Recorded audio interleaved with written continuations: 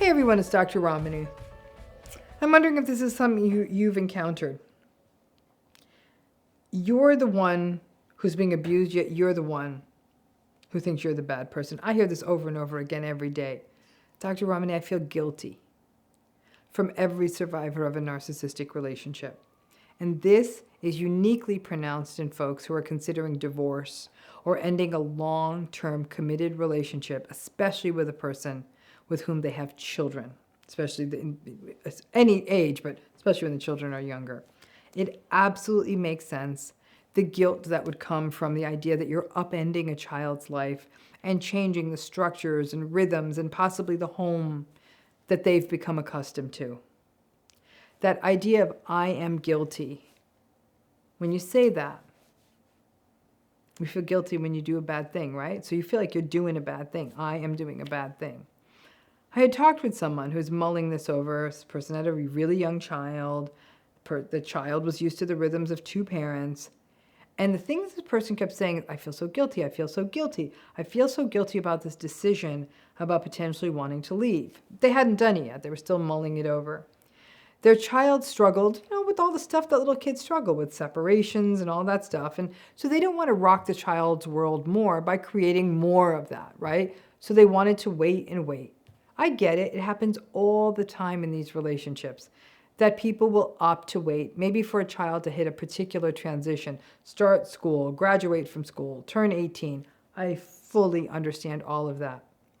Most people in committed relationships or marriages with narcissistic folks are basically juggling multiple chainsaws.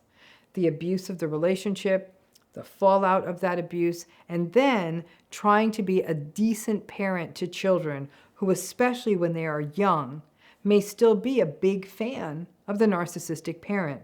And in most cases, the other parent, the non-narcissistic parent, is doing most of the work of parenting in the household. So under these really imbalanced and pretty dreadful circumstances, there's no perfect time to leave.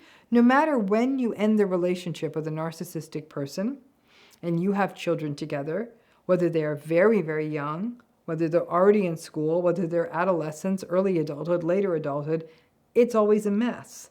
In essence, if you are going to leave, it's about picking the mess that works for you.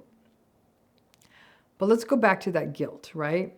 The agonizing that happens for folks in these relationships. People are literally building out spreadsheets, trying to make an impossible decision. But above all that is that sense of guilt. I'm a bad person. I'm wrecking my kids. I'm blowing up a family. I am to blame for this. I'm the one who wants this to end. I'm the one who wants to go. I get it. It is a bad feeling. But the way many survivors of this shape it and frame it is that I'm a bad person about to do something bad that's going to hurt people, especially my children. But that's not really what you're doing, is it? You didn't just wake up one day and decide, hey, I think I'm going to pull the plug on this relationship. I don't want to be married, or I don't want to be with this person anymore. So I think I'm just going to roll the dice on messing with my kids' lives. That's not what you're doing. That's not this. You are being abused. You're being gaslighted, manipulated, ridiculed, yelled at, raged at, silent treatmented. You're being blamed, often doing the lion's share of the emotional and pretty much all the other labor too. And then, again, the caregiving, the logisticking of children and all the practical arrangements. You're being devalued, you're walking on eggshells, and you're a shell of yourself. You've likely tried everything and then some to make it work. You still are. Nothing works other than you completely and utterly capitulating to them like you do if you were in a cult or something. But even that doesn't work unless you also become a mind reader. And even then, because you wouldn't, even if you're a mind reader, you wouldn't be able to control their bad day at work or the traffic on the way home or that their basketball team lost. So as anyone would, you want the abuse to stop. And since it won't stop, it's logical you'd want out, or at least you're considering it as a possibility. You may have higher order wishes out there. Things like you don't want your child to see such a messed up model of marriage or relationships. that you don't want your child to watch you always give in to someone and give in to what is essentially an abusive, tantruming bully in your midst. You worry about that lesson too. It's tough because you know the disruption to routine will hurt them.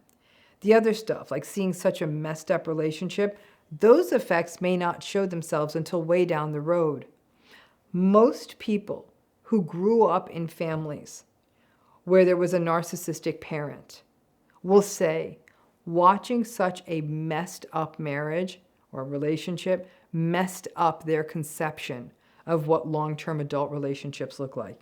Either way, married or together or not, anyone who had a narcissistic parent will say it took a toll. But the person who is thinking of leaving is the one who feels as though they're the one doing the bad thing. However, in the grand scale of what the bad thing is it abusing someone or is it leaving the abuse?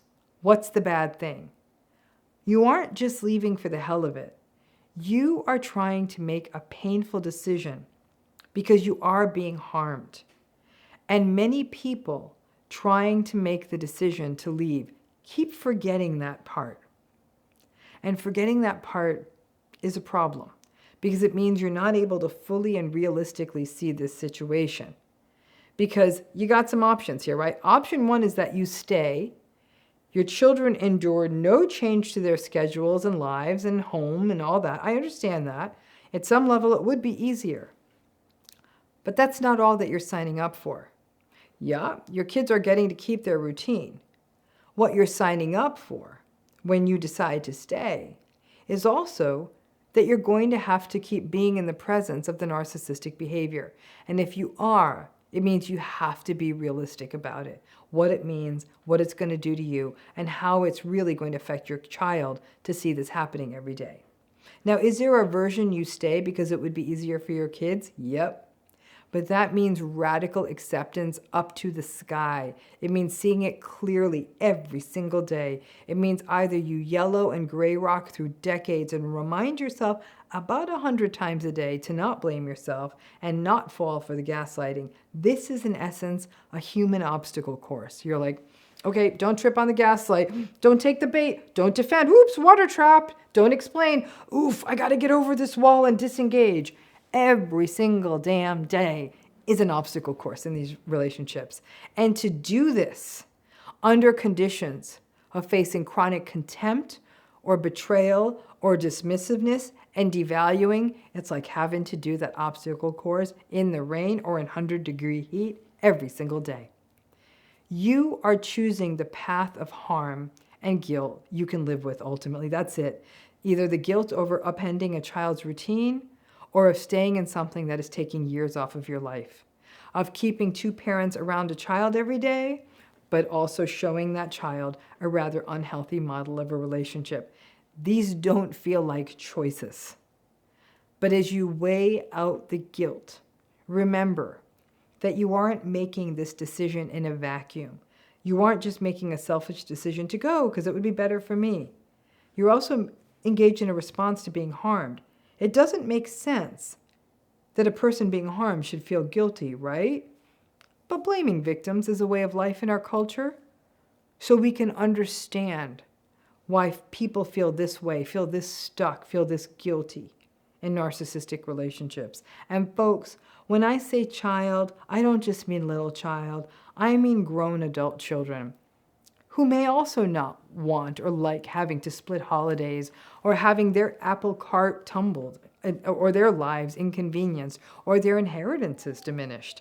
Many an adult child has bristled at the difficulties raised by their parents' divorce, even though they're grown and out of the house. And now they may not be thrilled that they may also be left to have to deal with the narcissistic parent themselves. Not fun. And you may feel guilty about disrupting the whole world of grandparenting and all the rest of it. None of this ever really gets easier, no matter when you feel you have to make this decision, if you ever feel like you can or want to.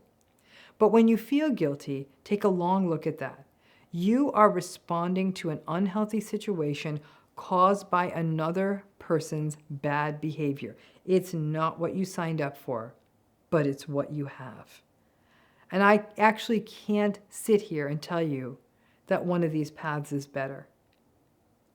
You can only choose this for yourself, your kids, what works for you. And whatever you do, whenever you do it, keep remembering that you aren't the one who made this relationship into a toxic stew. You are just trying to figure it out in the most compassionate way possible, and that is not easy. And let me get one last thing in here. I wanted to take a moment to let you know something exciting. I'll reach down here. I have a new book coming out in February called February 2024. It's called It's Not You. It is available for pre-order now. Please click the link in the video description to check it out. Love to have you give it a read. As we know, these are not easy topics, but healing is within the realm of possibility, and this book will lay it out for you. Thanks again.